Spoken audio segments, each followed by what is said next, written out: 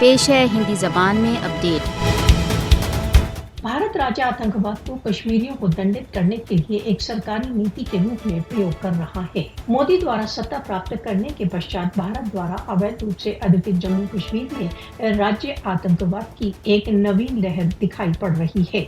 मोदी कश्मीरियों के स्वतंत्रता संघर्ष को कुचलने के लिए प्रत्येक प्रकार का दमन कर रहा है। झूठे मुकाबले, हत्याएं, अपहरण तथा टॉर्चर भारत द्वारा अवैध रूप से अधिकृत जम्मू कश्मीर में जीवनचर्या का भाग बन चुके हैं। भारतीय सशस्त्र बलों के हाथों इस्लामाबाद तथा कुलगाम जिलों में 2 कश्मीरी शहीद हो गए। ऐतिहासिक जामा मस्जिद श्रीनगर में स्वतंत्रता समर्थक तथा भारत विरोधी नारे लगाने के लिए 13 कश्मीरी गिरफ्तार कर लिए गए। भारत द्वारा अवैध रूप से अधिकृत जम्मू कश्मीर में गत 3 दशकों में भारतीय सशस्त्र बलों के हाथों 95,995 कश्मीरी शहीद किए जा चुके हैं। भारत की कूटनीतियां कश्मीरियों को स्वतंत्रता संघर्ष से नहीं रोक सकती। कश्मीरी अपने स्वयं निर्णय के अधिकारों की उपलब्धि के लिए कुछ भी बलिदान करने के लिए तैयार हैं। भारत द्वारा अवैध रूप से अधिकृत जम्मू कश्मीर में अंतर्राष्ट्रीय कानूनों का घोर उल्लंघन करने के लिए भारत को दंडित किया जाना चाहिए।